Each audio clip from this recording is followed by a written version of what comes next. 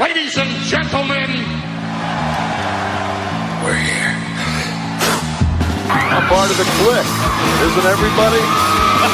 Yes! Yes! Yes! I got an idea, yeah. Beat up John Cena!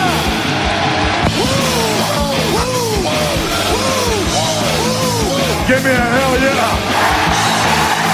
Oh, a little bit of the bubbly. Too sweet!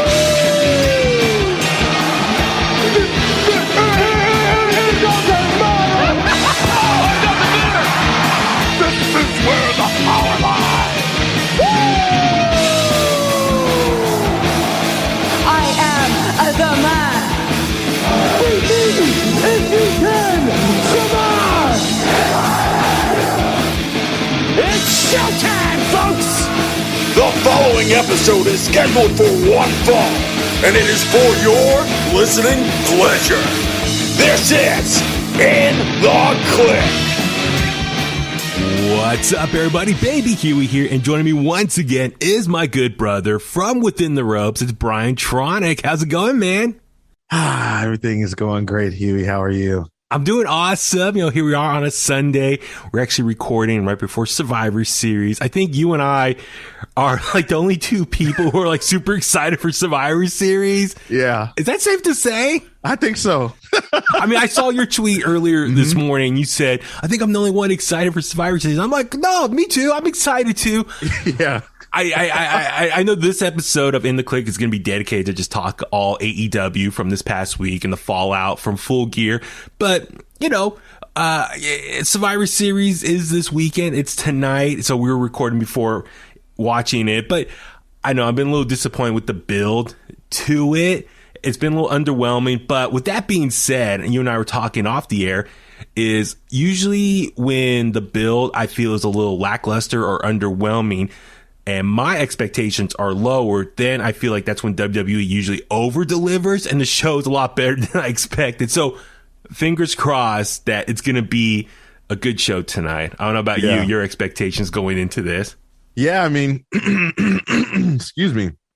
Whenever they have shows like this and there's not much announced and, you know, it's kind of the reverse. Everyone's like disappointed and about the build and everything like that. They usually, you know, like you said, they put on a good show and everyone's usually surprised, like, okay, that was a good match, or okay, that was a good booking decision, or wow, that was a great surprise. So, yeah, I mean, my expectations aren't too high, but I'm expecting them to do something, you know, especially with everything that happened over the past week. Yeah. They got to do something to get people happy. Do you think, and like you said, full disclosure, if you're listening to this like on a Monday or Tuesday, we're recording Sunday afternoon before Survivor Series, even the kickoff show starts. Yeah. Do you think The Rock shows up tonight? This is his 25th anniversary. I know the reports say he's busy. Yeah. Do you think he gets involved somehow? I think so. Okay, I think so. Me too. At first I was like, nah. You know, like you said, the reports. Everyone's saying, nah, he's not coming. He's busy. He's doing movies. But I'm like, they sure are making a huge deal of Survivor Series for nothing. Like, there's got to be something. They have to have something planned. You know, so I think The Rock will show up, and I think it'll, you know, start something, whatever. I don't know, him and Roman, or I seen someone on Twitter say Roman beats Big E, and then he grabs the kind of like what happened with Cena. He grabs the mic and tells Brooklyn to acknowledge him, and then if you smell, you know, dude, that would be awesome if that actually played out. I would pop hard for that. And you think about it, like last year's Survivor Series, it was still in the Thunderdome, but they made a big deal because at the time it was the 30th anniversary of The Undertaker's debut. And then this year, 2021, is the 25th anniversary of The Rock's debut. So I'm hoping something does happen.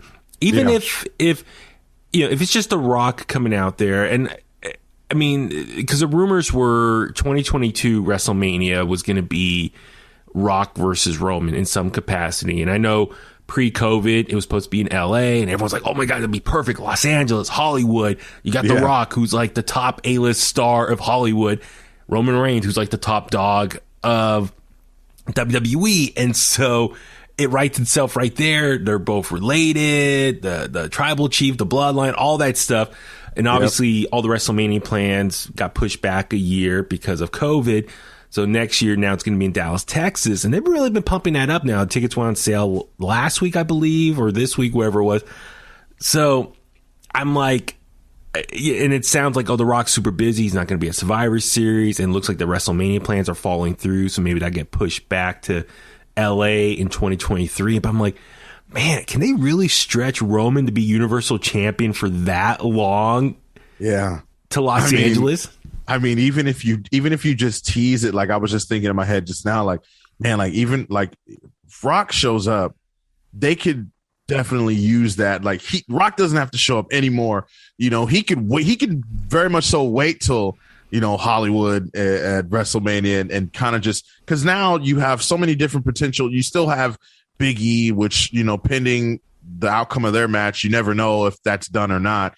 You have Brock Lesnar, who we all know that that's not finished. The Staples Center tweeted out that he said he was buying a ticket to the SmackDown show in LA. And then you have Drew, who he's been on the record saying that he, you know, wants a shot at Roman. And I'm pretty sure there's much more people who you can kind of put in place to go after Roman. So I don't know, man. It's very possible for Rock to show up, you know, set that up maybe for the near future, and then, you know, keep us on our toes. Okay, so you're saying The Rock can show up potentially tonight, tease something, but they still want to do WrestleMania in LA 2023. So this is the start of a year-long build to that, or excuse me, year and a half build. Yeah.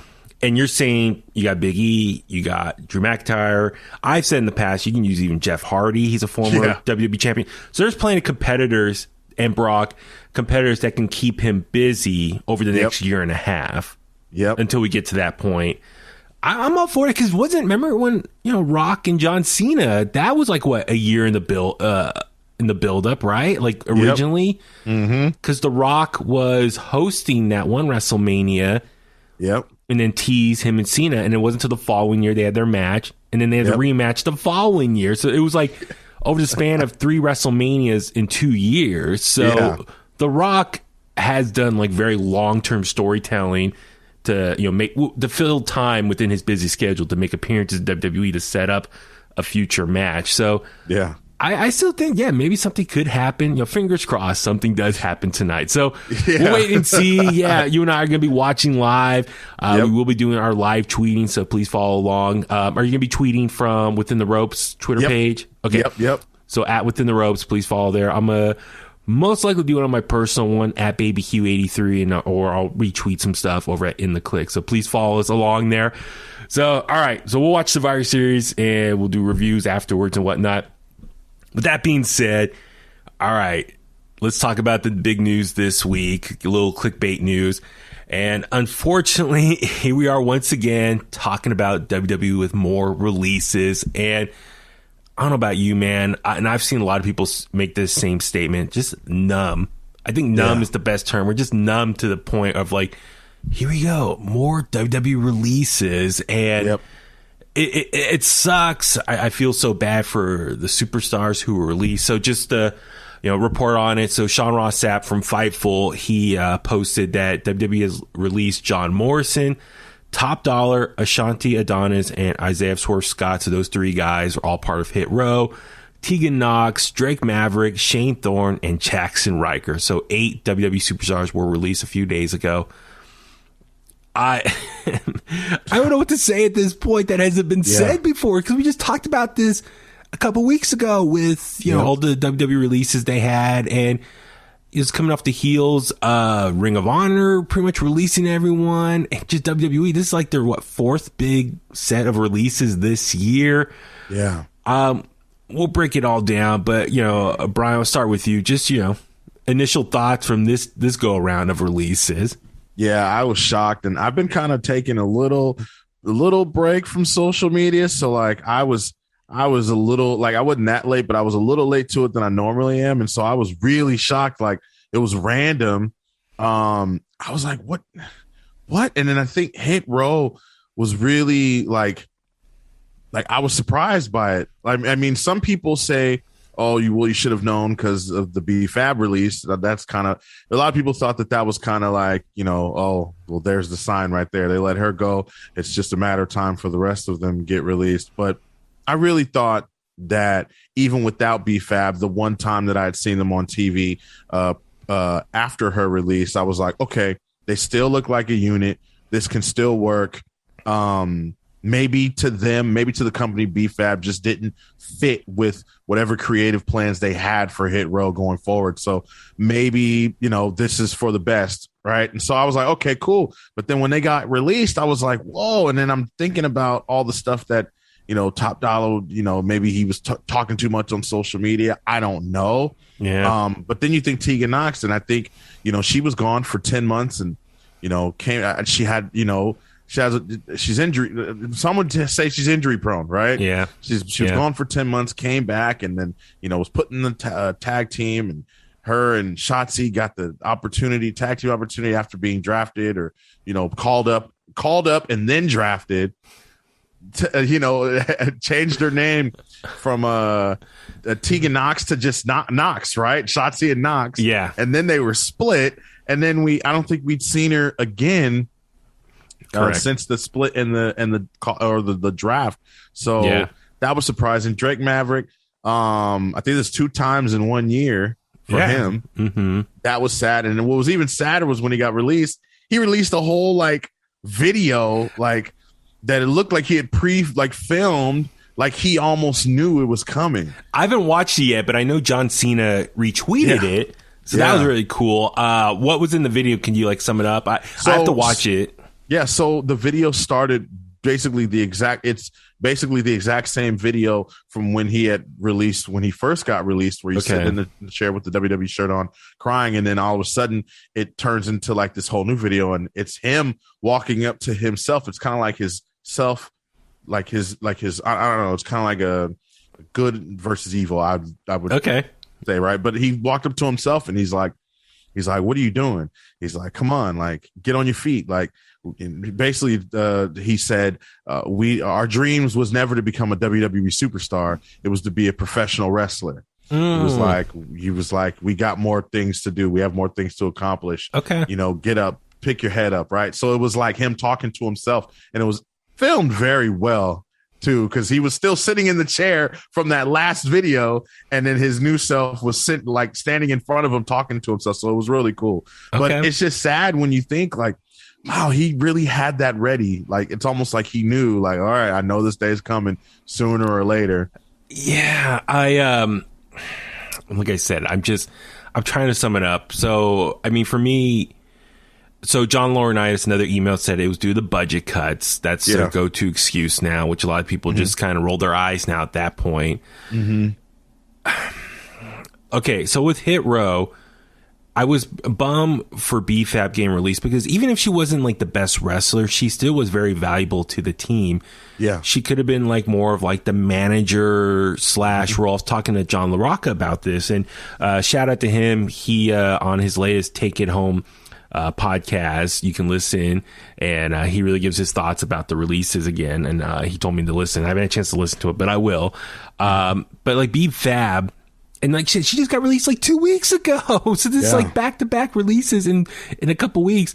But she could have been a good manager or someone who gets involved in the matches just to help make sure Hit Row wins. So even if she's not so much a wrestler, she could still have been a really important personality for that group. Yeah. But for Hit Row themselves, all 3 of them, it's such a bummer, because listen, as far as, in the pro wrestling world in 2021, I think representation and diversity and culture is very important. Absolutely. And Hit Row represents, I think, their look, their gimmick, whatever you want to call it, for a faction, represents, I think, something very important for WWE and a way of connecting with the fans, the younger fans. They represent that younger hip hop, the the culture aspect of what the younger fans are into, or maybe what music or wardrobe or whatever the case may be, that what they're into in their own personal lives. And that's how you build a connection with the wrestlers. Be like, if I'm a young WWE fan, be like, oh my God, like these guys dress and talk and play music that I'm interested in. So I thought that's what made them so special compared to everyone else. They had a unique look. You know, me personally, I maybe not connect with them as well, because I come up, I'm an older guy who's more of a rock fan and stuff, but I do see the value in them. Yeah. And that's what's frustrating. Even when you think in terms of the Rolling Loud relationship that they were able to have this year, right? This past year? This Bianca year? Belair, Yeah. I mean, you maybe could do that sometime next year and maybe have Hit Row be there. Mm-hmm. I was thinking even hosts of WrestleMania. Like, why not? The New Day did it. I thought what a way, to whether it be this year or next year in Dallas or the year after in LA, you have Hit Row be the host, and they have great charisma. Like they're so talented, not just in the ring but on the mic. All of them are, and you could have definitely used that for something like that. I mean, segments backstage that would, I'm just thinking long term, like Legends segments backstage, crossover appeal. Exactly. I'm thinking everything, and from the reports, it seemed like they had some plans for them. I mean, I know that I was just reading around, like maybe there was some merchandise plans for them, and I think that there was different people saying different things in terms of who was going to be the singles guy and who were going to be a part of the tag team. But I think you could have went either way with any of them, well, whether it be Top Dollar or Isaiah Swerve Scott, which we all assumed would be the singles guy going forward. But I think Top Dollar, he was so charismatic, and he's done hosting jobs, and he's been on TV long before WWE. So I think the fact that they let a guy like that go, I mean, it's really, really sad. Yeah, because they've only been around for 6 months. Yeah. And that's what sucks. And literally, 3 weeks on SmackDown? Like, literally, they had the one segment with all 4 of them. Then they had another segment with Sami Zayn. And then last week's episode of SmackDown, they did like a little backstage rap, and then they cut to Jinder Mahal and Shanky. Yeah. And it's like, okay, they've had 3 segments, 1 match, and they're gone. Like, I must be, like, if I'm a fan, a casual fan, like you and I, we're so into the news and everything. We know what's happening. I can only imagine if you're a casual fan just watching, and like, you're like, oh, this Hit Row group, they're cool. I'll look forward to seeing them again. And they're never going to see them again. So I'm sure a lot of them will be like scratching their head like, hey, what happened to those guys? So that's what sucks. If you're a casual wrestling fan, it's like people are being yanked out of your existence. And so, even for like you just talked about, even for like the younger generation, it's just like, oh man, I like, or let's just say like, people who may have attended Rolling Loud, and they're like, you know what, I'm gonna watch SmackDown this week coming up, and then they're like, wow, I like those Hit Row guys, and all of a sudden they're gone. It's just like, why did I tune in? Like, what the heck? Like, I really enjoy, like, they're my favorites, so now you got a lot of people's favorites who you just let go, and it's just sad, man. For me, what's sucks is like you're trying to get younger, or you're trying to get newer fans, or expand your fan base, and these are people who could have done that, and now they're gone. I know in NXT, Swerve was like the leader / the singles guy, and then Top Dollar and Ashanti were more the tag team. SmackDown was kind of the opposite. They've switched it. Swerve and Ashanti looked like they were going to be the tag team. Top Dollar maybe was going to get a singles push. And I'm also bummed for Top Dollar, aka for AJ, because he hosted the A&E show, the Treasure show. And I'm like, oh man, I guess he's not going to be able to host a second season. I thought he did a pretty good job hosting that show. I liked it. And he was like, I didn't know too much about him prior to that show, but I was like, wow, this guy this guy is like a PC, like he's a trainee, like in a PC, like he's so comfortable in front of a camera and speaking and stuff. I was like, this guy's great. And I mean, he has that. He's a former NFL player for the Washington team, right? I think it was. Yep. So yeah, I'm really bummed for them. I hope they all bounce back. Hopefully, maybe they can, now that their careers are going to be, up to them what they want to do next. Hopefully, maybe they are cool with each other. They want to keep it going as a group, unless they want to go separate ways. I imagine Isaiah Swerve Scott, like AEW, would be perfect for him. I don't know if he goes back to the Shane Strickland name. He's amazing. I mean, for anyone who's a fan of him on Lucha Underground, and I saw him wrestle at APW. Like, one of the best matches I ever saw in person was him versus Jake Atlas at an APW show a few years ago. And literally right after that, that's when he got signed to WWE. He's a former MLW world champion as well. Like, I forgot about that, Shane Strickland. So I hope they bounce back together. I mean, I'm really disappointed about John Morrison. Like, I'm a big John Morrison fan. He's a friend of the show, and he's been back for barely 2 years now, because it was like end of 2019 where he was a free agent, and like, where's he going to go next? And they teased it December 2019, like he was in the Miz's locker room, and then 2020 they really hit the ground running of Miz and Morrison back together, and I was like, okay, cool. It gives Miz something to do. They're former tag team champions, so they're old friends.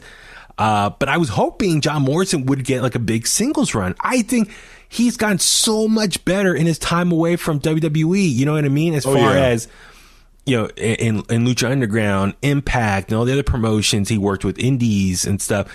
He is so much more charismatic, better on the microphone, his in-ring work. I was like, he should totally be in the main event scene, or at least be a challenger for the WWE or Universal Championship. I thought he could have been someone, even if he doesn't win the title, at least he could be a strong competitor for whoever the champion was at the time. Yeah. He never got that opportunity. He was just stuck with Miz doing this goofy stuff. And then when Miz went off, Dancing with the Stars, he was like some, yoga person. I don't know what you want to call it. And I thought that was a perfect opportunity for them to do something with Morrison, because I'm like, okay,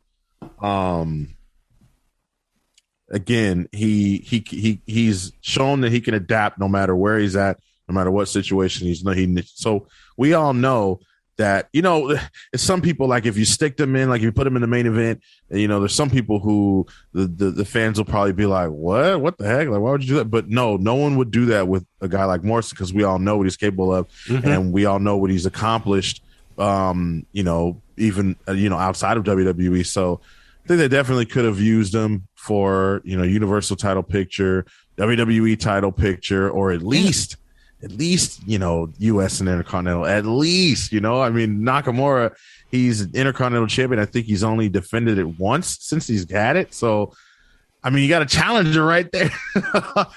And going back to Hit Row, you could have put an Intercontinental Championship Open Challenge, Isaiah Swerve Scott right there on SmackDown. That would have been an amazing match. And what's frustrating, and so like Tegan Nox, like you said, she definitely been injury prone. Yeah, I mean, when she is healthy, she's an amazing in-ring competitor.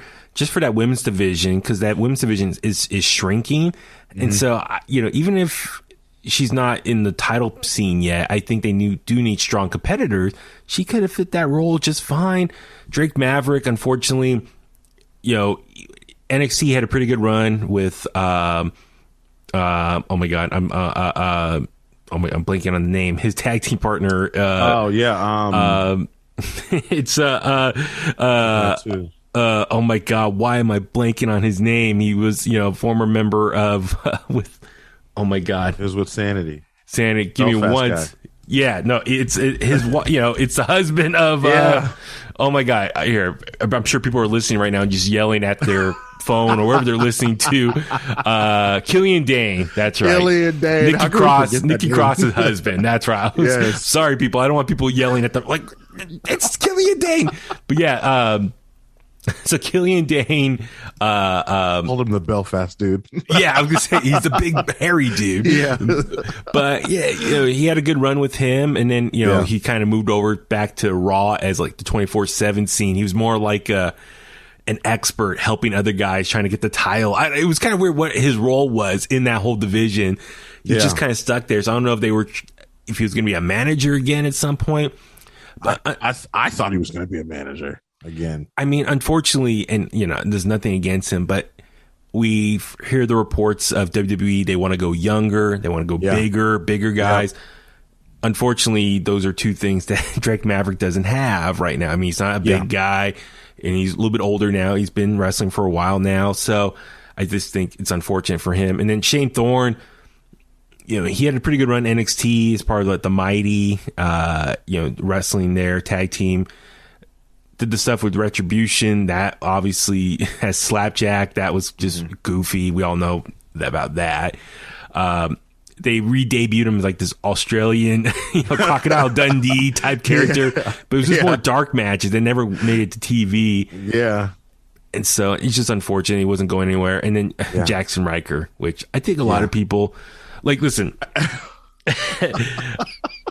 I know a lot of, these are humans at the end of the day. You don't want to ever see anyone lose their job. It sucks. It's terrible. I'm sorry. My hearts go out to all of them.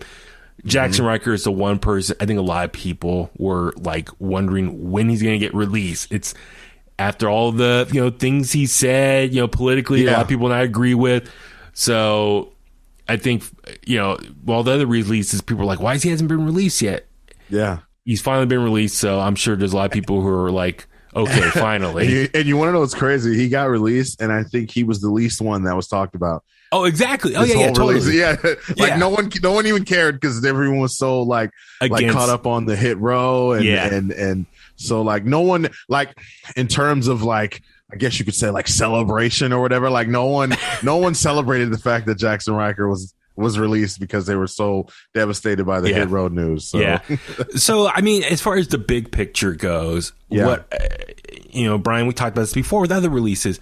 What I'm worried now is for WWE, as far as their in-ring product, they release all these people who could have been, I think, fresh talent for fresh matchups for the current roster that exists there, for the veterans that are there.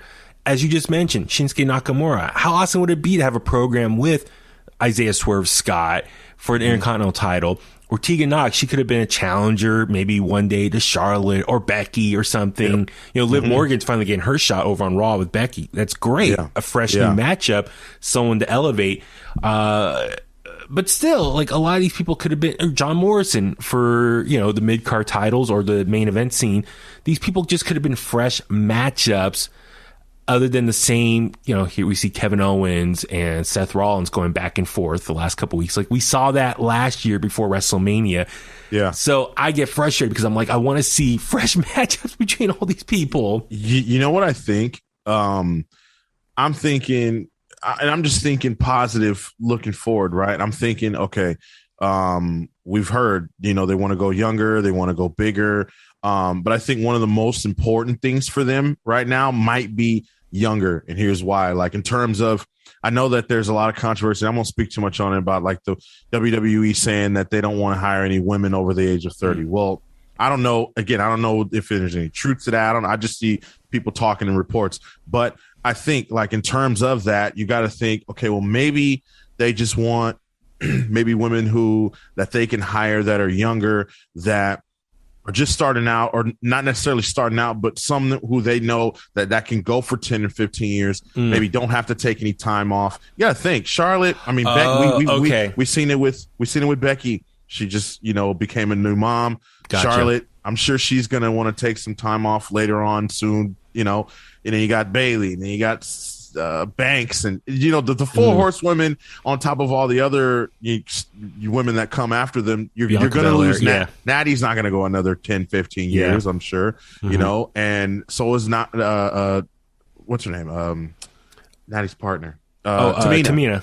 Yeah. So it's just like maybe they want, and then I think the pool they have of NXT stars, they've let so many people go, but the core that they're building with NXT in terms of the tag division, the singles pool, I'm like, okay, maybe they want to get back to a traditional NXT call up. Boom. Now you have this batch of people who already know exactly what they want and how they want it, right? To come over to the main roster and do it the way that they want it and how they want it. And then they just keep doing that cycle. Because before it was like, we're going to call up this already made indie star and bring them over. And then they come to the main roster and then they have to relearn everything, that again, and I just don't think they want to go through that anymore. And I think for the long term, I think it might be for the best for WWE to kind of have their own situation going on and, get back rolling.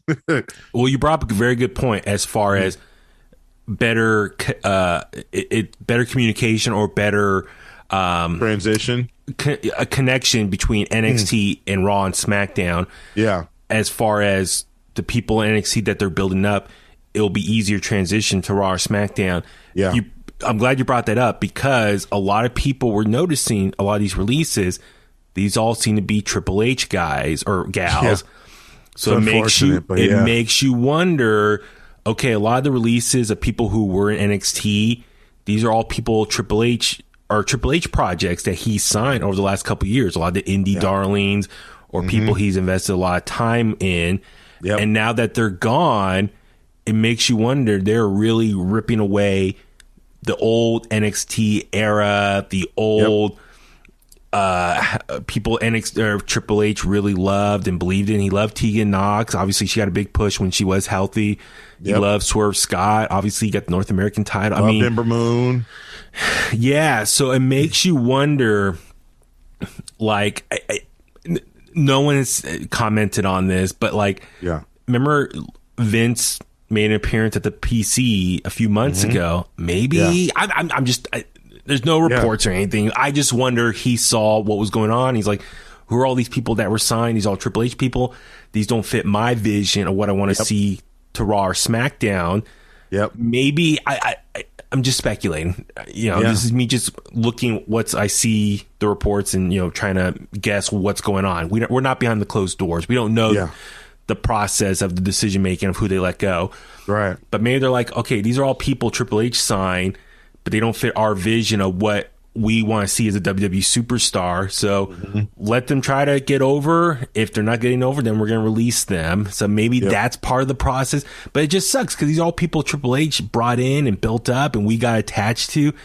And now they're all gone. And I'm like, it just made like those WrestleMania moments in our head. Like, man, I can't wait till, personally for me, Adam Cole, can't wait for Adam Cole to hit that WrestleMania stage. Well, okay. No, Adam Cole, we'll get on that in a second. I'm glad you brought that. It reminded me as well. But you shared that video the other day. It was Mauro Ranallo's highlights from a takeover. Oh, yeah. And I watched that and I was like, oh my God, how exciting. One, I missed Mauro Ranallo doing play-by-play for NXT because his calls during TakeOver were magical and just got you more amped up, invested emotionally in the match.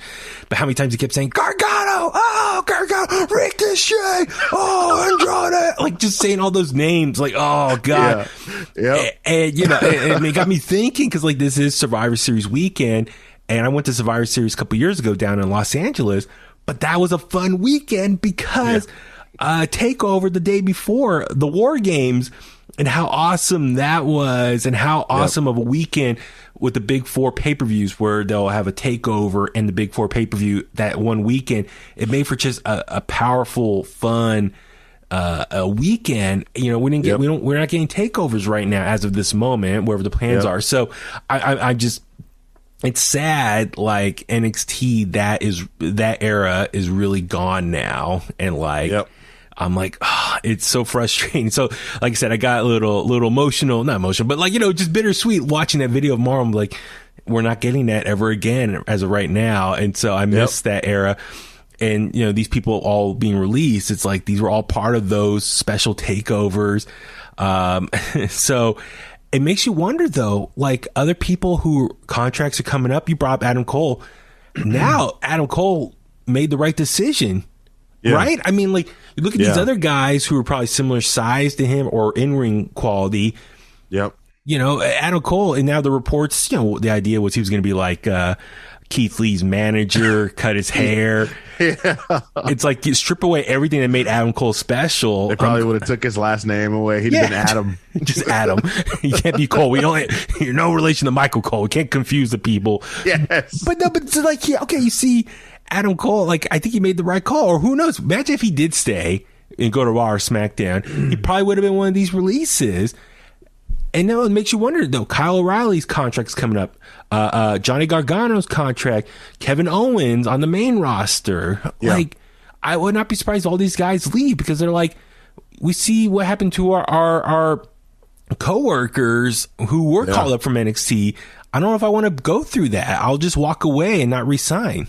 We'll see. And that's to my point. Like, I think that WWE maybe wants more people who don't have much of an identity, who they can make and shape to whoever they want, whenever they want, versus, I mean, you can't turn, I mean, Adam Cole's made guy, you know, he was Adam Cole before he got to NXT. So Adam Cole's not going to want to be anybody but Adam Cole. Kyle O'Reilly's not going to want to be anybody but Kyle O'Reilly, you know, and all these other indie stars. But if you put them and you compare them to someone like The Undertaker, who had been in multiple companies before coming to WWE, but he turned into The Undertaker, or Kane, you know, I mean, you go from Isaac Yankem to Kane, you know what I mean? You have to be willing and open to change characters whenever they need you or want you to. And the majority of the NXT and WWE roster that they had were just guys who you really couldn't do that for. And it showed because a lot of the fans were like, well, what the heck? They were fine the way that they were. To call them up, you know? I mean, Shinsuke, for example, I mean, he was kind of going down that path, except I think Shinsuke is one who was able and willing to adapt being called artist for, you know, the artist Shinsuke or whatever the case may be. Yeah, well, it makes you wonder, like, okay, we got, because the rumor was these indie stars sign NXT. And NXT, their main thing is like get the indie out of them and learn the NXT style. Yeah. And then then NXT to Raw or SmackDown, they got to learn how to drop that and learn the Raw or SmackDown or WWE main roster. Now it looks like what 2.0 is. Yeah. They're trying to create their own stars there. Yeah. And therefore, from day one, they are becoming like a WWE superstar by their book. Yep. And therefore, it's easy for them to transition to Raw or SmackDown. Yep. I get that. I mean, if that makes things I know NXT 2.0, it's been very polarizing. A lot of people hate it now, or it's just not the same NXT. I'm looking from the big picture. They're like, okay, this is our third brand. Mm-hmm. Our babies are still Raw or SmackDown. That's what makes billions of dollars from the TV deals and stuff. We need a factory to create new stars for those shows. Those are our priorities.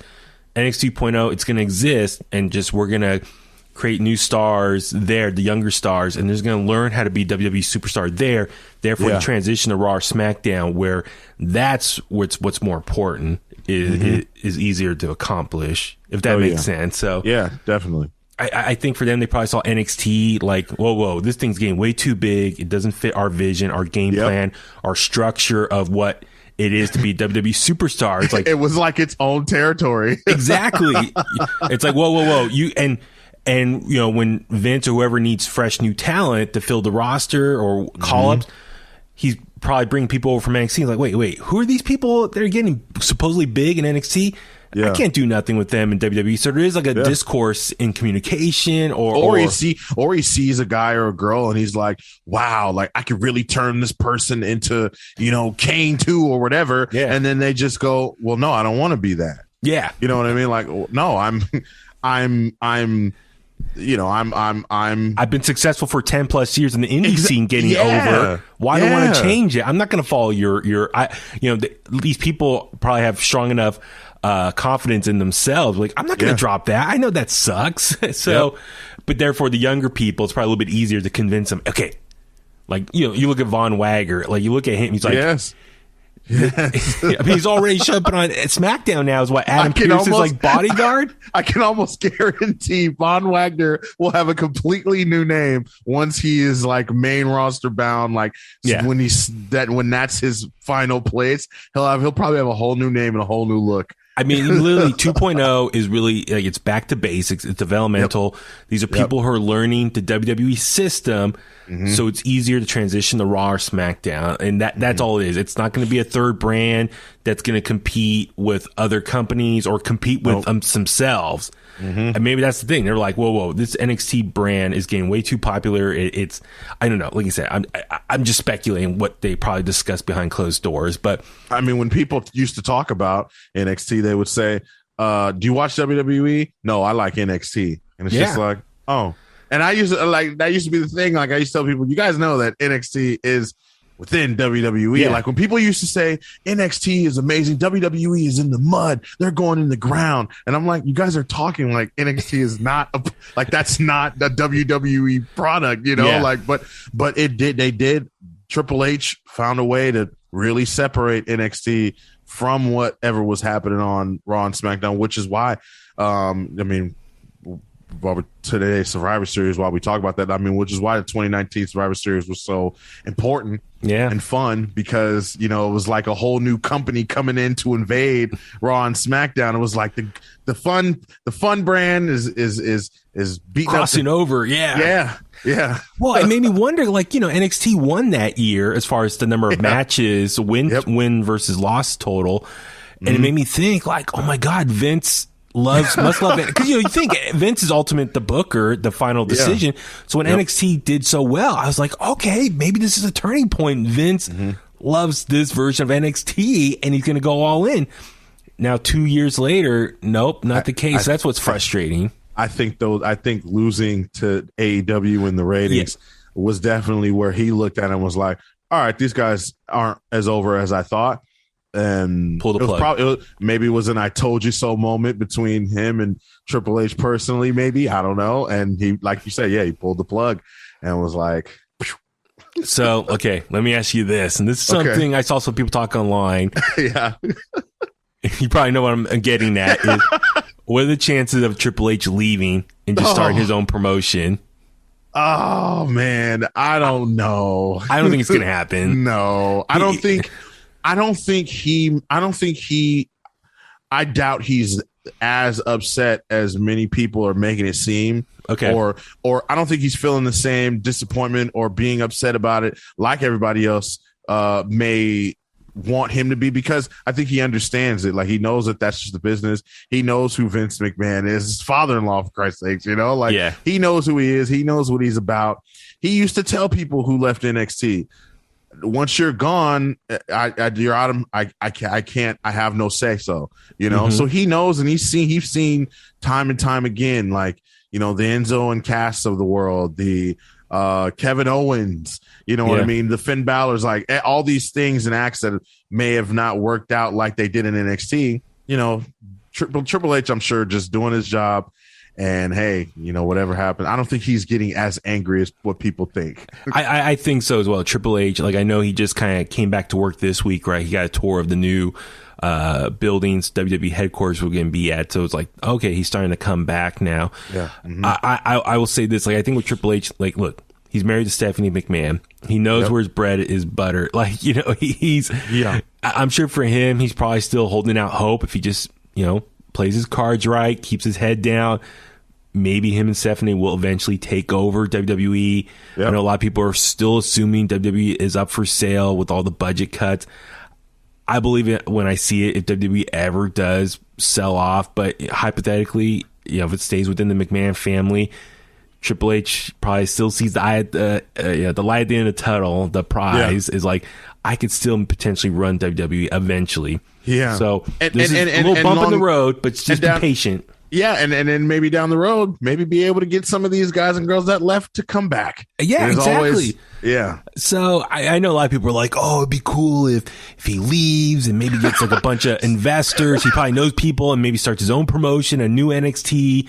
Or some people are like, oh, Weapon if he went to Ring of Honor and Sinclair finally gave him a bunch of money, like he can redo NXT but under the Ring of Honor umbrella. I mean, there's all these hypothetical theories or fantasy booking in that sense. I think Triple H, he listen, his whole career is in WWE. Like what we know him for is in WWE. He would not leave because that would be awkward. Like Thanksgiving dinner, like let's say he does leave hypothetically, and it's like Stephanie maybe stays WWE. Imagine they have Thanksgiving dinner and Vince just looks at him. You left me to start a company and go up against me. I'm gonna crush you. Like it would just be awkward. In the family gathering. I don't see that happening. It's I could say it's a little bump in the road because then you look all his friends, Shawn Michaels, everyone works behind the scenes. They all got jobs right now. He probably doesn't want to jeopardize that. I mean, I don't see that happening. So it's for me, I think. For them, it's what I was going to say about Triple H was that I think he's just going to do his time. He'll get back at it and help out any way he can. Also, a lot of people are like with the budget cuts. I think for them, for WWE, they're like, listen, we know we're making billions of dollars between USA Network with Raw, Fox and SmackDown, $1 billion with Peacock and the WWE Network merging or working together. For them, they're like, it's we're making all this money. Let's keep making more money. Okay, well, let's make some cuts, and that way we get more money. It's all about money too at the same time. So I don't know. It just sucks because it looks like they're very satisfied with the main event scene, the mid card scene, like all the people they have in place there. I just get frustrated because I want fresh matchups for those people, but they must be just feel satisfied. And maybe they just feel like, we're just content creators at this point. Our main focus is just filling Raw or SmackDown and the pay-per-views. That way we fulfill our roles with the TV deals and stuff. And they're not so much worried about making new stars. You know what I mean? They're just concerned about matches, making those matches. And I know a lot of people, they say, they don't have to budget cuts. They don't have to. They're making so much money. They don't have to. Well, maybe they want to. And I don't necessarily think that that's a bad thing if you think about it, because you got to think a lot of the times, when they did sign all this talent, everyone said, oh, well, they're hoarding talent. They're not using it. They got so much talent. They're not using it. Well, a lot of these people now are free to go and work any and everywhere that they want to. And that's a good thing for them as, wrestlers and us as the fans, because we finally get to see them go work for different promotions and have all these type of matches and dream matches that we all dreamed of and would have wanted in WWE, but that just never happened. So I think it's a good thing. It's a chance for people who were under the WWE umbrella, who maybe all they wanted to do was, man, like, I can't wait until I get out of my contract because I just want to wrestle. And they're not getting that opportunity on Raw and SmackDown, Yeah, well, for me, I'm also just thinking, I know we spent a lot of time talking about this. We're almost done here, but I just want to say, like, my only concern is, like, they've released 80 people this year, and in 2020 a bunch as well. It's a very flooded free agent market right now. You don't have Ring of Honor right now bringing on people. They're on hiatus for knows how long. I'm concerned AEW. I know they can't sign everyone. Tony Khan just picks and chooses people who he thinks can make an impact right out of the gates. No pun intended. Impact Wrestling. I'm sure they got probably a limited budget on who they can sign with their roster. New Japan. I know New Japan's trying to expand, rebuild their American market out here with New Japan Strong and bring people on. So not everyone that's released is going to find work right away with another successful big promotion. That's my only concern. So a lot of them probably have to go back to the indie route, which is fine, which I can't stress enough. If you see one of these superstars or wrestlers make an appearance at your local independent wrestling promotion, please go support, buy a ticket, buy some merch, meet and greet, take a photo with them, autograph, whatever it is to help them out. Pro Wrestling Tee stores. In maybe other parts of the world they can work elsewhere. So I just concerned it's gonna be such a flood they can't sign everyone, so it's gonna be tough. But I was gonna ask you real quick, you hear that conspiracy theory? One, WWE's trying to release all this talent, so AEW will go bankrupt trying to sign all this talent, which it's not gonna happen. I mean, Tony Khan is a smart business guy. He knows, like, I cannot sign all these people, I just can't afford them all. And then the other rumor was a lot of these NXT superstars that they wanted to release, they bring them up to the main roster. So therefore, when they sign a new contract, instead of the 30-day non-compete clause on NXT, it's now 90 days on the main roster. So therefore, people that they want to release, they want to give them the main roster deal. So that way, when they release them, it's 90 days. Therefore, that much more longer before any competition can sign them up. What are your thoughts on those different like theories out there? Yeah, I seen that that last one. Oh, well, I seen both of them really, and I don't think Tony Khan would ever put himself in that position to, sign up everybody and then all of us, whoops, sign too many people. I don't think he'd do that, because I do think there's a lot of people that, when the company started that are signed that probably aren't going to end up coming back here in the next year or so, maybe, right? So I do think that they're probably going to lose some people, but also, I thought about that. They called Hit Row up just to get him in that that main roster contract so that they, when they release them, they won't have to, like, they can't show up for 90 days. What's that? 3 months? Yeah, like it sucks when you think about it that way, but business wise, yeah. And it's like, I don't know, for me, I'll just leave it on this. I'm frustrated because it's like they're not working to build up new stars. They seem like they're just happy with the current roster that they have. Yeah. And they rather just release these people who were maybe Triple H's people, and instead they want to focus on the new talent that they're bringing up on 2.0. Yes. And focus on that, and those ones are probably going to be better off. So if you're a Triple H person, you're probably like, oh crap, man, I don't fit their vision. And but then, like, it makes you wonder, okay, if they're not going to build up new stars, they're just fine what they have. They're more concerned about just WWE as a brand, and making money with that versus building new stars, because they don't want to be held hostage of, like, back in the day, Rock became bigger than WWE, Brock Lesnar to a certain extent, Stone Cold, all these people who were bigger than the product. Now the focus is the product. WWE, the brand, is bigger. That's what's more important. That's what's bringing in the billion-dollar deals, not these specific superstars, which is frustrating because, like, I want them to build new superstars that I can fall in love with and be fans of for years to come. And it makes you wonder, if imagine you're an upcoming 18, 19, 20, early 20-year-old wrestler. Yeah. What do? Do you go the indie route and work your way? This is very similar to the Mick Foley video that he did a few months ago. It's like, if you're an upcoming wrestler, this is really an interesting time to decide what do you want to do with your career. You can go the indie route, but WWE probably would not want you. So your options are Impact, AEW, New Japan, whatever. Or if you are, aspiring, it's probably better to try to go to the Performance Center then and be like a fresh, out of school or whatever wrestler, and just like, all right, you teach me how to be a wrestler. I want to learn the WWE system. But then again, WWE, they're more focused on maybe not so much like classically trained, I'll use that term, wrestler. They want someone from scratch who's just a big athlete. Well, and I think about this part real quick before, because I know we've been real quick, because I keep thinking about it. Like, so, like, when you think about 2.0 and the direction they're going in, they're kind of going back to what they've done all along. Like, when you think about, Brock Lesnar, he's an athlete, he's and then when you think about the Randy Ortons and the John Cena's, like, these weren't huge indie guys. Like, they didn't, you know what I mean? Like, they weren't Randy Orton and John Cena, huge superstars like the Bucks or Kenny or Hangman or they weren't huge names like that before they got to WWE. So, like, when you think they may want to just create their own guys from within, even with the girls, the four horsewomen, Becky, Charlotte, Sasha, when you think of Bayley, when you think of their core, Roman Reigns.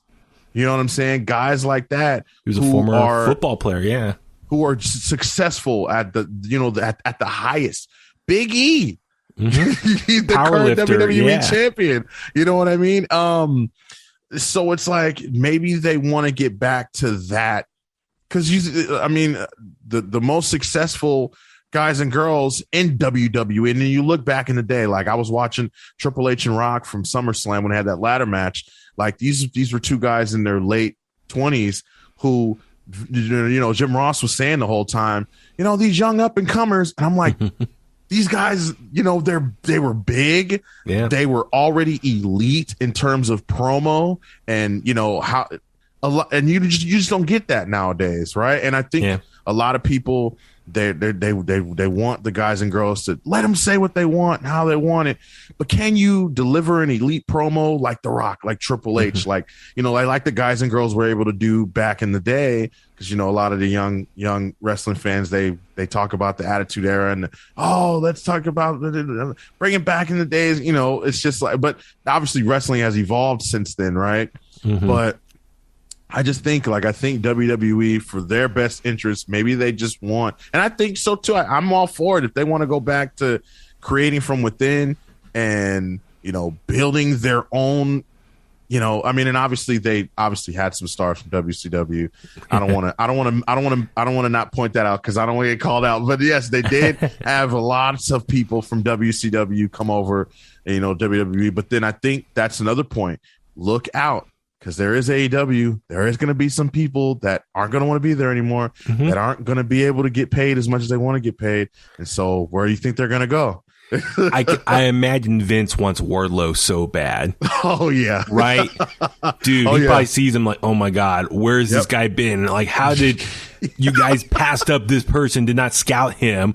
Like, he's probably just like, okay, Wardlow, go ahead. Learn your in-ring skills at AEW. When the time comes, I'll throw a big money bag at you and bring you over. So like I can see Vince like wants someone like that. That's a great topic. Like who's going to be the first from AEW to cross over to WWE? I could definitely see a night after WrestleMania shocker. Someone from AEW. Oh my God! So listen. I know this. We've been running really long talking about this, but you know it's.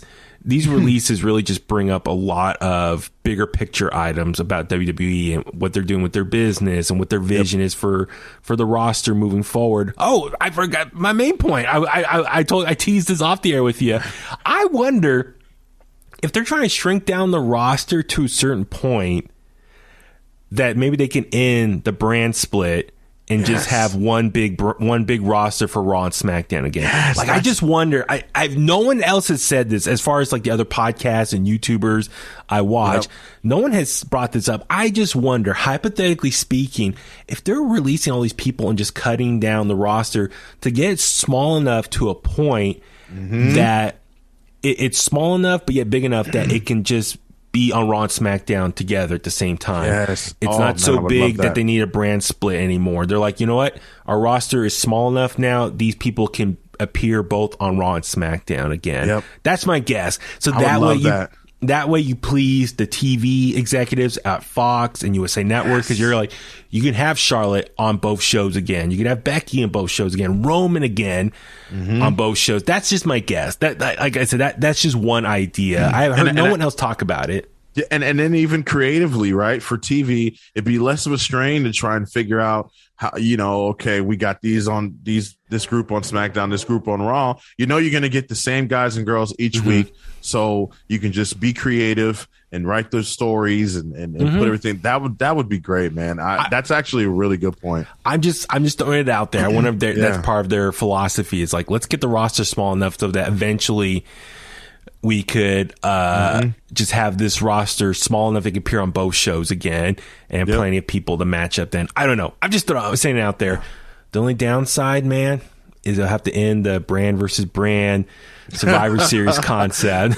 Which a lot of people probably will all be all for it. Go back to the old school Survivor Series ways where you make up just teams of just like all-stars working together. Then I think it would be cool too, because if you have, you know, a faction that's on, or if you have a group of people, like, for example, the New Day. Now you don't have to worry about the New Day not being on the same team. They can be on the same team because there's no brand split, you know? And then they can recruit a couple friends. Like, you could be an honorary member of New Day for one night for our Survivor Series team. Let's do it. Yes. I don't know. But listen, like I said, I know we've been talking a long time about this, but it's just, with these releases, it brought up a lot of interesting points as far as, you know, who they're releasing, who's staying around, how this affects the roster long term. Listen, after these releases, it just made all these different thoughts were going through my head for the last few days. So I'm glad we had this long discussion about it. It's really important. But on that note, let's move on over to this week in AEW television.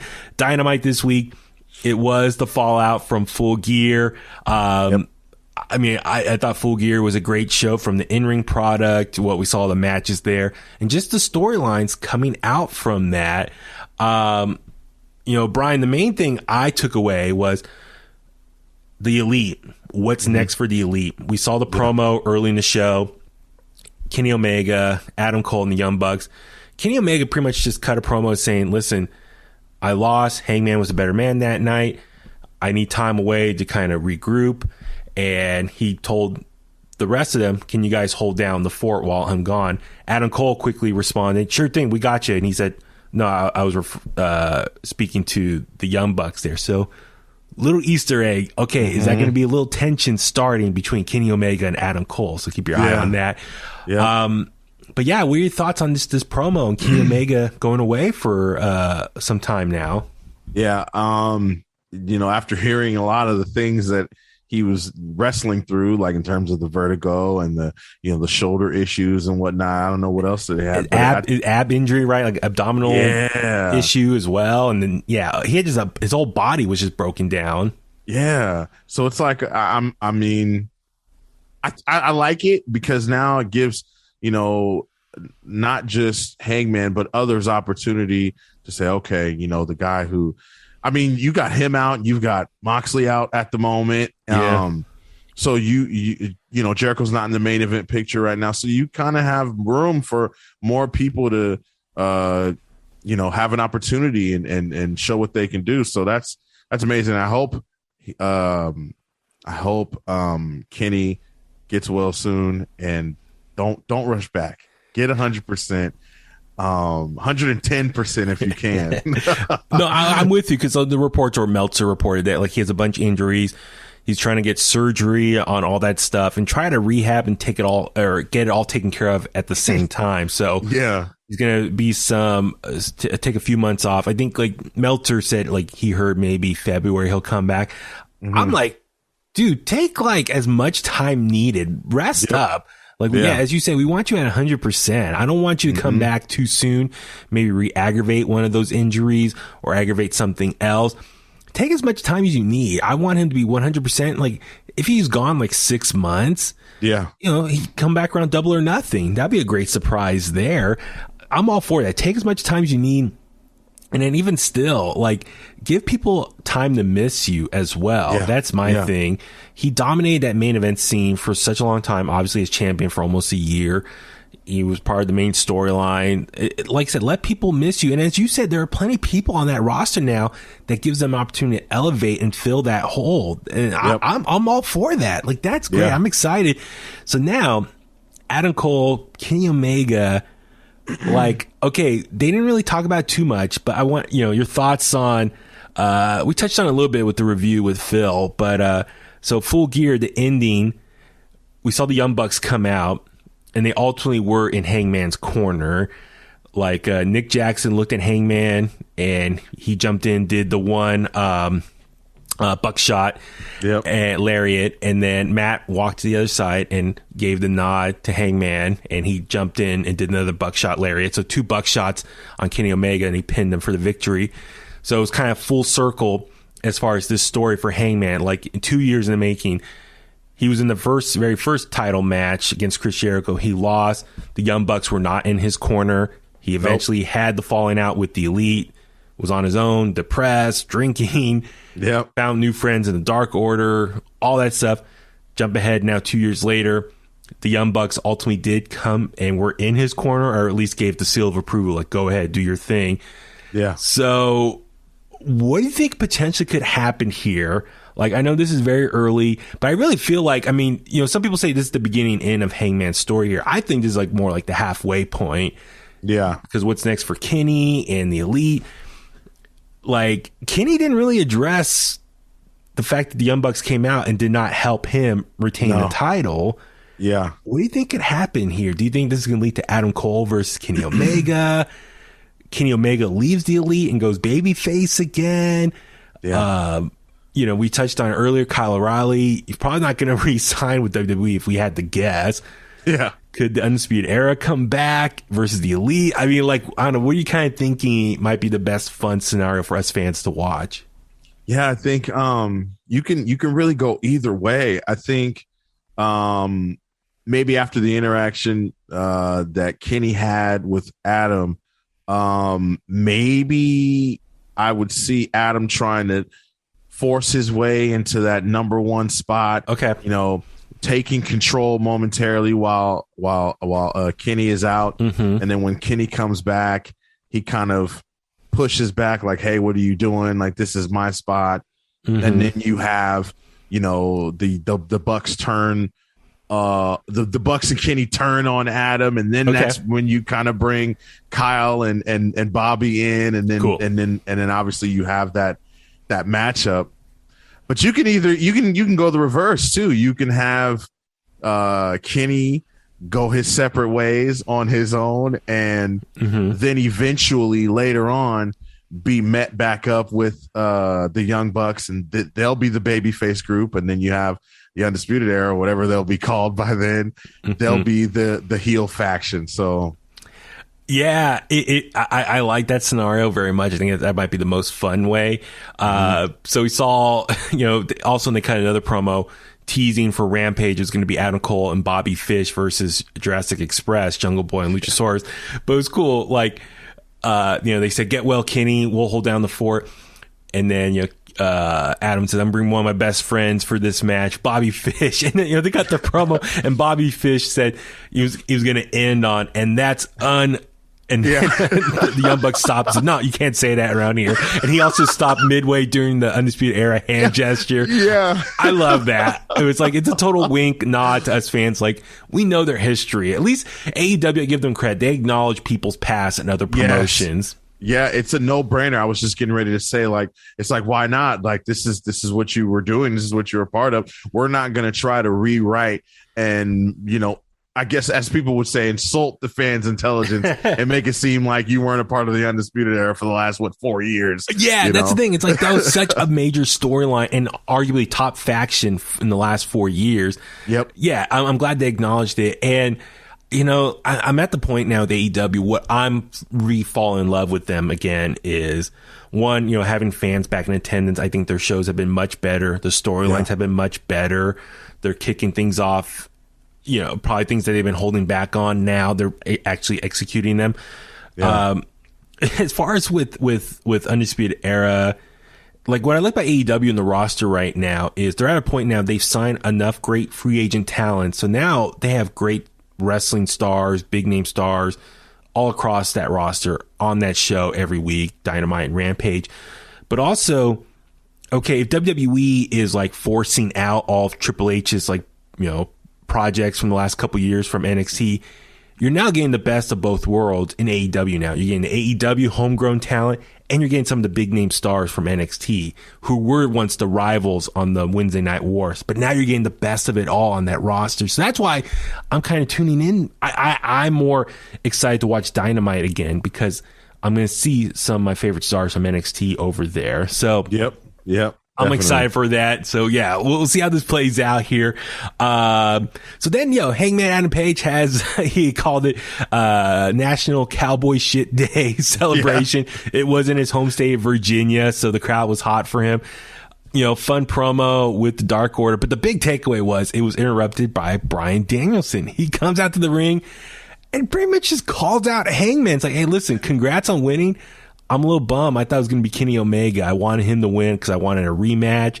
Hangman said, sorry, no, you got me now. And how about this? I beat Kenny Omega in less than 30 minutes. What, you couldn't do that. So, and then, Bryan Danielson, a lot of people thinks he's just turning heel. Starts calling out Hangman, says that, listen, when I won the world championship at WrestleMania, I was wrestling the next night. And I'm whoa, he said WrestleMania on AEW television. And he started just calling him out on things. It's listen, you guys are having fun right now, but I came here to wrestle and kick people's heads in. Yep. And I don't know, what do you think about just Bryan Danielson's presentation in this promo? Yeah, it was great.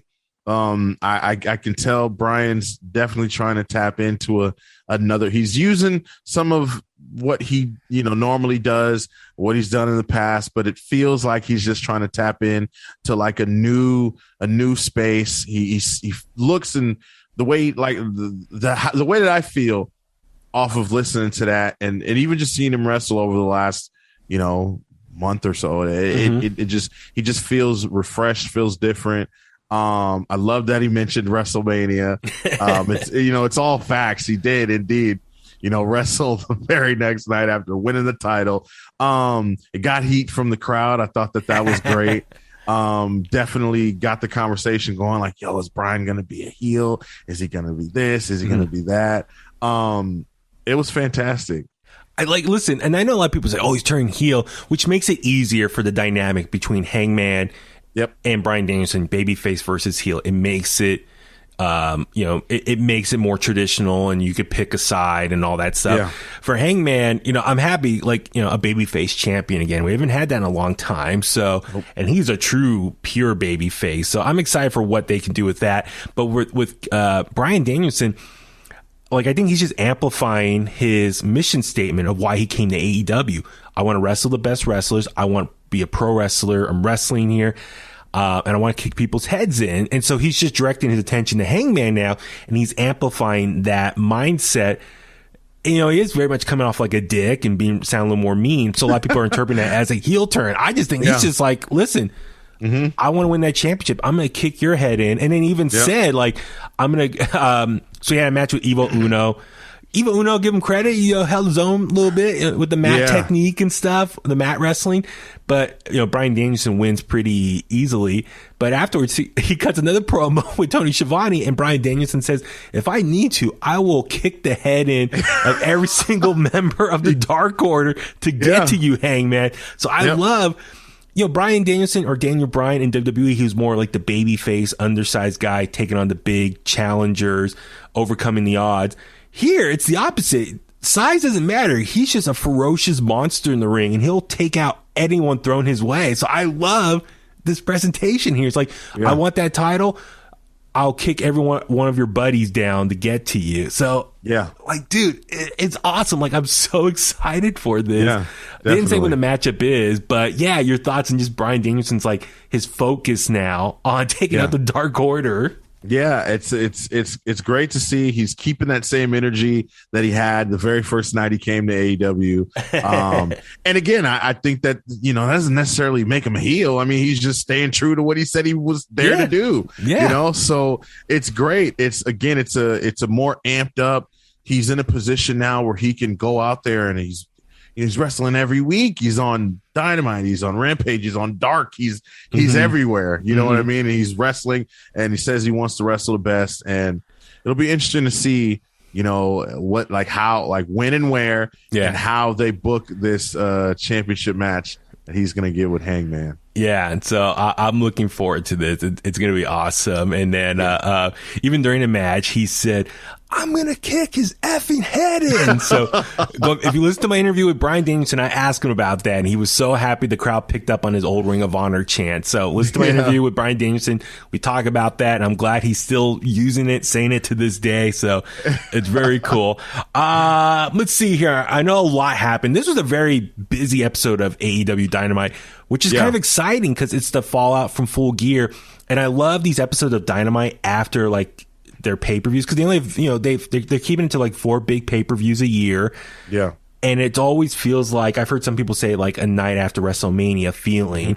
So I love after all their big pay-per-views, something big happens. It's almost like a reset with their storylines. Fresh new storylines are happening, new direction. So this episode had a lot going on. I want to ask you, so Ishii made his big appearance on Dynamite, so it's cool. Another person from New Japan coming over, making an appearance there.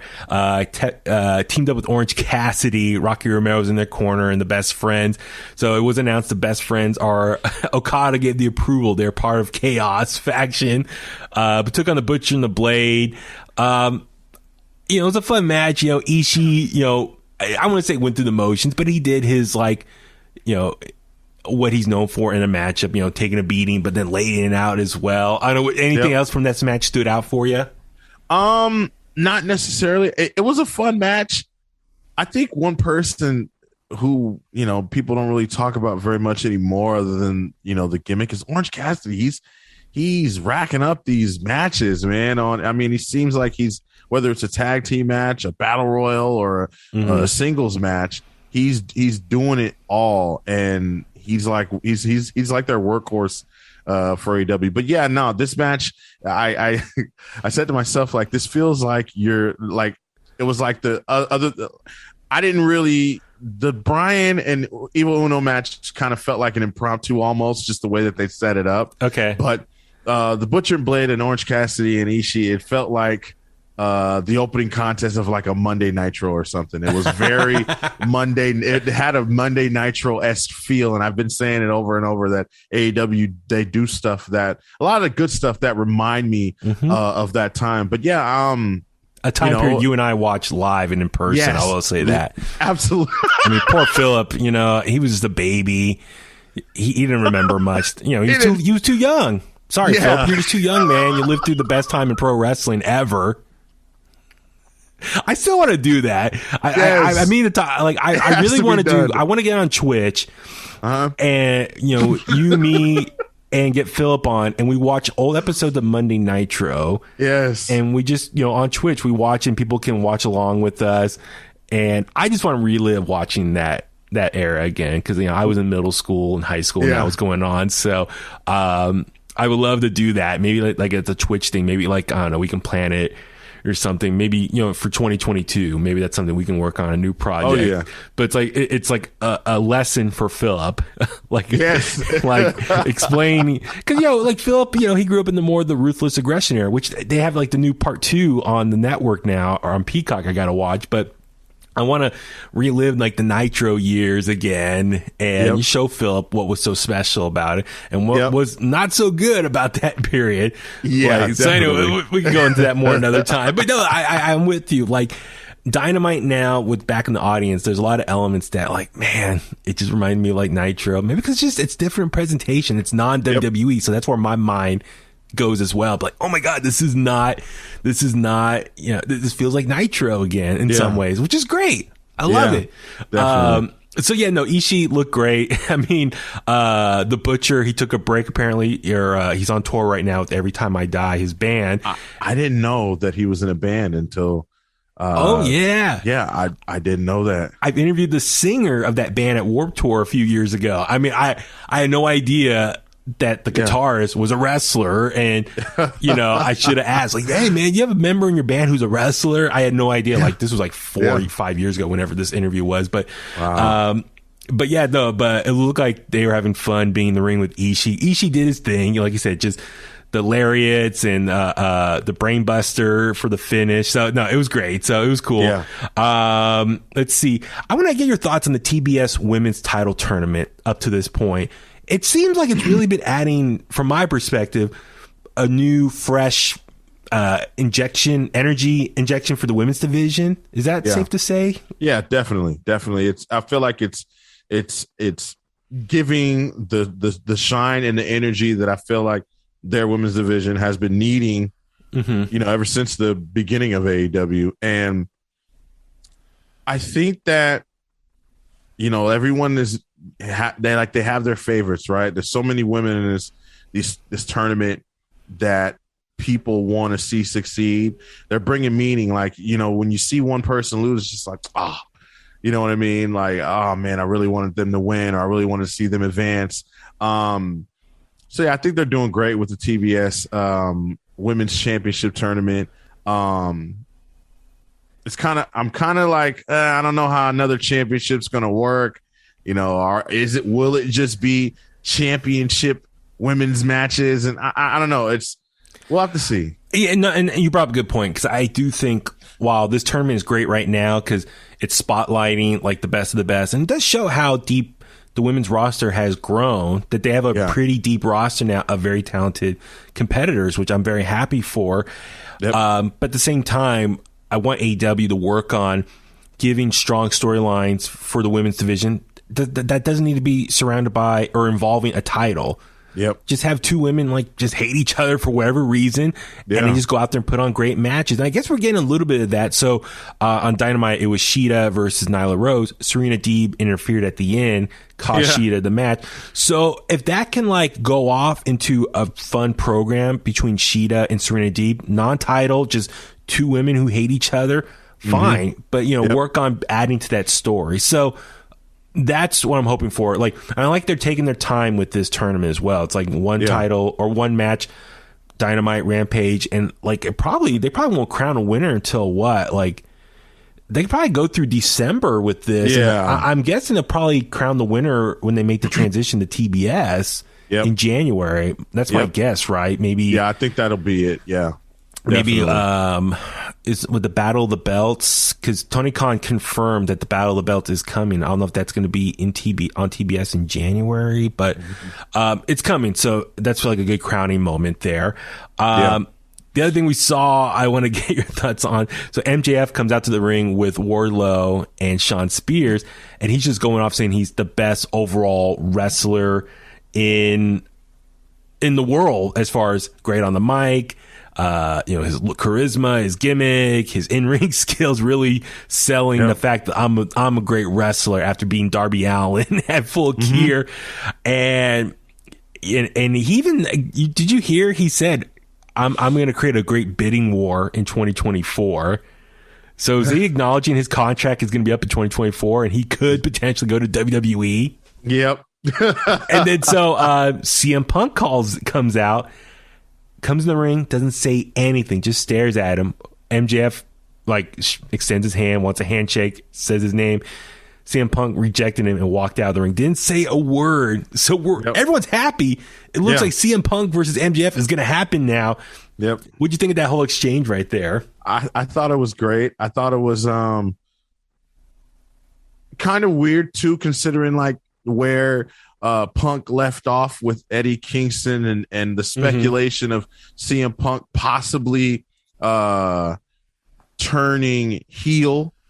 You know, I mean, he didn't get the great. I mean, a lot of people at Full Gear were certainly on Eddie Kingston's side and wanted Eddie Kingston to win, which that didn't happen. But I don't know. I think a potential Punk versus MJF match would be great, but I would say, knowing AEW, I wouldn't count out a potential CM Punk and MJF partnership, maybe. Man. I mean, he didn't say anything. I mean, and usually the first thing people think is match. Like that's it. And of course with AEW's like with their reputation and what we've known them to do and how they build these matches and feuds, we usually know, okay, that's the next feud, that's the next matchup. Well, you never know. It could possibly lead. It can most definitely lead to a partnership between the two. Maybe CM Punk understands and knows and sees what MJF is saying, and Punk knows that he's gonna need a little help. Yeah, we'll see what happens here. Something, I don't know. Okay, I'm just putting it out there. I'd like to see something like that. And then just last two things here from Dynamite. We saw the Acclaim take on Dante Martin and Leo Rush. Great match. I mean, obviously. Yeah. So is Leo Rush kind of going back like babyface right now? Because he was coming off like as a heel trying to recruit Dante Martin, and then we see Team Taz now trying to pursue Dante Martin. So like Dante Martin's become like the hot free agent for AEW. But Leo Rush, wait, by the way, where's Dante Martin's brother? Did he get injured or something? I think he's still injured. So he's still out. Okay, so Leo Rush and Dante Martin versus the Acclaim, they get the win over the Acclaim, but like Team Taz is still pursuing them. I don't know. Like, I don't see Dante Martin going heel at any point. I can just see them going after versus Team Taz. Yeah. Like Dante Martin, I think he can be like just a big future babyface for the company. Was there anything else? Let me just double check here from that match that stood out. Because like I know Taz came out and they cut a promo on them at the top of the ramp. Was there anything else? Let's see. Oh, okay. Team Taz came out. Taz congratulated Leo and Dante. Taz said, it's nothing personal. It's all business. Ricky said they're very patient. And then Ricky Stark said, here's the deal, Dante. If you choose to go with Team Taz, it'll be the start of a Hall of Fame career. Or if you stay with Leo Rush, it'll be a mediocre one. The choice is yours. So I'm guessing Dante's probably going to... God, you never know. I don't see him going heel and joining Team Taz. I just don't. Like, unless Leo Rush joins Team Taz and turns on him or something. That's another possibility. I can see him with Hobbs and Starks. Ooh. And then maybe you have the big matchup with Leo and Team Taz versus Top Flight when Dante's brother comes back. Yeah, I don't know. And Seidel, so many possibilities there. Reunites with Matt Seidel and his brother. Yep. Right. I'm a little disappointed. Max Caster came out for another rap battle and told Leo Rush he'd be better as a manager. But Leo Rush is a rapper himself. I'm surprised they didn't have a little rap off there. I'm just saying, a little missed opportunity. That might have been a missed opportunity for sure. Anyway, maybe we'll get down the road. All right, main event time, TNT title match, Sammy Guevara defending against Jay Lethal. So Jay Lethal is the first official signing to AEW from Ring of Honor. I'm super happy for Jay Lethal. I was telling Philip last week, for Jay Lethal, this is arguably like his biggest opportunity in his career. Because when he was in TNA, TNA was still pretty good with his run there, even though he got let go. And I know I was researching, and I guess the situation of his release was still, it didn't seem right. Like he was an upcoming star there, and I guess someone didn't like him and they released him, which sucks because he was a bright talent for them. But he's been very loyal to Ring of Honor all these years. But like arguably this is his biggest stage to wrestle on, biggest crowd, biggest platform. So I'm super happy for him. The main event though, dude, that was a banger. I don't know what you think of that one. Yeah, it was good, man. And I have to say, I had a little bet with Charlie, my son Charlie. We're watching the match and he says, Dad, Jay Lethal, I think this is it. I think he's going to win the TNT championship. And I'm like, I'm like, no way. There's no way they take the title off Sammy. I believe this is what his first defense or second? Second defense, right? I think so. He had the match against Bobby Fish. That's right. Okay. So I'm like, this is second defense. Like, there's no way they would. He's like, but he's new. Jay Lethal's new. It's his first match in AEW. He has to win. And I'm like, no. So he goes, okay, look, if Jay Lethal wins, then you have to let me play the game a little bit more tonight before I go to bed. Because, it's a school night. He says, and if he doesn't, right after the show, I will brush my teeth and go straight to bed.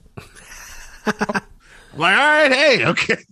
You sure about that? He's like, yeah. I'm like, okay. I'm searching online. Anybody got any word backstage on how this match is going? You're looking at Fightful Select and look at you.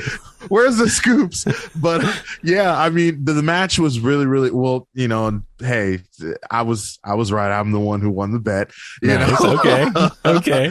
But it was good. I love that Sammy was selling the effects of the Minneapolis street fight. He was taped up like DDP. Yeah, back on Nitro. Phil, go watch it because I know you didn't watch it live. Yes, I'm glad he was selling the ribs and the injuries that he sustained, which kind of made it feel like there's a possibility that Jay Lethal could take this TNT championship away from Sammy. Dude, Lethal laying on the table and Sammy Guevara jumped off and did a flip in the air and landed on his backside. That looked like it hurt. I mean, it was perfectly mic'd up, like just when he hit the table, that boom was great. No, it was a great match. The crowd obviously was chanting, fight forever. This is awesome. All that stuff. But yeah, Sammy caught Jay with the two knee strikes and then able to get him up and did the GTS. And he got the win, retained the title. Inner Circle came out, celebrated with him. They shook each other's hand. I still hope Jay Lethal, even though he lost his opening match here, I was kind of hoping, would he win on his first night as a champion? That would be like a big story. Yep. I've heard some people say online, like, I hope Jay Lethal, even though he's older, still gets maybe a good proper singles push and not just be used as like a veteran who's just coming in just to put over younger talent. Yeah. I heard some people make the comparison. Don't make him like Bobby Fish. Don't make him come in there and he's just a veteran collecting a paycheck and just putting over young talent. Like, actually do something with him, because he is very creative, great on the microphone. So that's what I hope Jay Lethal, does something. I think that could be exciting. So, and then after the match, they showed Tony Nese ringside. What's he doing? I thought he was going to join. What's Scorpio Sky and Ethan Page? What's their team name again? The Greatest Males, or whatever it is. But I thought, like, is he going to join them? Because they're like supposed to be the best wrestlers. I don't know. Mm-hmm. What's he doing? He's just lurking now. It's just like, do something already. Like, I think he's got his eyes set on the TNT title, and okay. I wouldn't be surprised, or I wouldn't be mad if they had, Tony Nese take that title off of Sammy. I'd be a big fan of that. I was a big Tony Nese fan, man. When he, I thought he was so valuable to that cruiserweight division in WWE. And no, I'm glad you say that, because I know you did watch him. There's a lot of people who are saying they're Tony Nese fans. They're like, did you really watch 205 Live on the regular? I'm not going to front and say I'm a big Tony Nese fan. I only watched his matches that were on the main shows, the main pay-per-views back in the day. Mm-hmm. So I'm not going to front like that. But no, Dynamite was a lot of fun. Rampage was great as well. Yeah. I mean, Darby Allin took on Billy Gunn. Just see how big Billy Gunn is compared to Darby Allin. Like, I've stood next to him in person. He is big. Like, I got to find the video. I was at WrestleMania in New York a couple years ago, and it was at the Access, and Billy Gunn comes walking in, and FTR were there. They're still the Revival.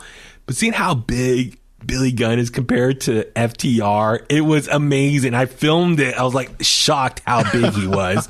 Probably the highlight here was Billy Gunn outside the ring staring down Sting. Yeah. Like, wink and eye nod to, WrestleMania 31, right? When Sting versus Triple H, and then DX came out for Triple H, and NWO came out for Sting, that whole thing. Even though I know Sting joined Wolfpack eventually, but early on he was the number one nemesis or person going after the NWO. He was like the NWO hunter. Yep. So that's why I always, I get it. WCW versus WWE. They're trying to make that storyline there, but I don't see Sting as like a member of the NWO. So that WrestleMania 31, that thing was a little off to me, but anyway, it was just cool seeing Sting and Billy Gunn stare each other down. But Jade Cargill took on Red Velvet and got the win. Great match. Do you think Jade is going to be the eventual winner of the TBS Championship? I think so, and I think it'll be I think it'll be good for her. It'll be a great way to show that they have the confidence in her. I think it'll be a confidence booster to her to put the title on her to start off. And she's like undefeated, isn't she? Yeah, like 16-0 now or something. Yeah, like you don't want to kill that undefeated streak by having her lose in the whether it be the semifinals or the finals. You don't want to do that. Well, I could see Jade winning, and therefore she has her own championship, and therefore she can stay undefeated by being that champion, and therefore she doesn't. Because I think everyone's like thinking, okay, she's ranking up, getting wins, she is due for a world championship match. Yes. But some people can say, well, she's not ready yet, because there've been like more jobber matches on Dark or Elevation. Yeah. So it's like, okay, you're kind of booking yourself in a corner. You got someone here who's undefeated, and you can make the point she is due for a title shot, but she's not ready yet. But she's also a heel, and you got Britt Baker, who's a heel. So maybe a good way to, create a diversion is make Jade the TBS champion, so she can rule that mid-card scene. Yep. And then Britt Baker, you can focus on other people to go after that title. So that way you can separate Britt Baker and Jade from facing each other for a while. Again, I feel like it's another WCW reference. Jade's on her Goldberg run. I see her becoming the TBS Women's Champion. Like you said, they're both heels, so Jade can work herself into becoming one of the top women babyface in the company, and eventually You can have Jade go after the AEW Women's Championship, and she could possibly be the very first double women's champion two in belts. AEW. Yes. two belts. Two belts. I can't say two belts Becky, but two belts Jade or something. Oh my God. Yes. So no, yeah. And then eventually whoever beats Jade Cargill, whatever championship she has, it makes that person a big star as well. So, I can see all that playing out. Just the main event time. We saw Adam Cole and Bobby Fish, one half of Undisputed Era, taking on Jurassic Express, Jungle Boy, and Luchasaurus. Fun match. Young Bucks come out, even though they're not cleared to wrestle. They still came out. Adam Cole got lured to the top of the stage. Christian Cage comes out, has a chair, and he's blocking them from coming in. So it's Bobby Fish and Jurassic Express in the ring. Luchasaurus, he's like... Phil said this in the past. He's the best at getting that hot tag and coming in, just tearing up shop. But ultimately, since it was Bobby Fish by himself in the ring, then Jungle Boy was able to capitalize. Luchasaurus is Randy Orton with a mask. Exactly. In terms of the hot tag. Yeah. So Christian Cage with the steel chair was preventing Adam Cole and Young Bucks coming back into the ring. But yeah, Jungle Boy got Bobby Fish in the snare trap and picked up the win. So I don't know if this is done for right now, or does Luchasaurus and Jurassic Express go on to do something else now? I'm kind of like, okay, we've had a lot of matches between all of them. It's like, okay, maybe everyone go in their separate directions now. I think we're kind of, you don't want to be like WWE with too many rematches. That's my concern here. Yeah. So I don't know. We'll see what happens. Rampage was a lot of fun as well. So yeah, man. Next week on Dynamite, that Thanksgiving Dynamite, they got Danielson and Colt Cabana. That's right, in Chicago. CM Punk against QT Marshall. I'm like, I don't want to see QT Marshall. I think I've seen a lot of tweets like that's the least out of all the people you want to see CM Punk fight. QT Marshall is like at the bottom of the list of those people. Easy win for Punk in his hometown, Chicago. Yep. And then Malachi Black. So we're gonna get the 4-on-4 FTR, Malachi Black, Andrade versus Cody, Pac and the Lucha Brothers. So I'm still curious what Malachi Black's promo this week about, like, Cody, be careful of the toxic air you're breathing, and I don't know. We'll see how this plays out. I don't. Yeah, it's also another territory of a lot of rematches of the same guys. That's another example. So it is. All right, I gotta move on from this, especially Malachi Black. So I don't know. We'll talk about it more next week. So all right, on that note, let's start wrapping things up. I know we're going long here. We got Survivor Series to watch. Brian, where can the Kliqsters find you online? Kliqsters, you guys can find me at Brian Tronic. Follow my show at Within the Ropes, both on Twitter and Instagram. And I'm Baby Huey. Follow me on Facebook at Baby Huey Official, Twitter and Instagram at Baby Huey83. Everything else at In The Kliq, intthekliq@gmail.com. Please subscribe to us wherever you get your audio at, especially on YouTube. Watch the videos, leave us a like, leave us a comment, help out with the whole algorithm thing, all that good stuff. And we appreciate any love and support you can do by sharing, leave a rating as well. So we appreciate all the Kliqsters support. Have a great Thanksgiving this week. Happy Thanksgiving to you, Brian, and your family, everyone else out there. Thank you, Huey. Happy Thanksgiving to you too. You're welcome. What's that? I keep forgetting Thanksgiving's like, I know, like this week. I was going to ask you off the air, but yeah, maybe our schedule can be like this week. I'm off a few days and stuff, so we'll plan it out. But cool. But yeah, so please follow along at In The Kliq. And on that note, let's go home, and that's the bottom line because Huey said so.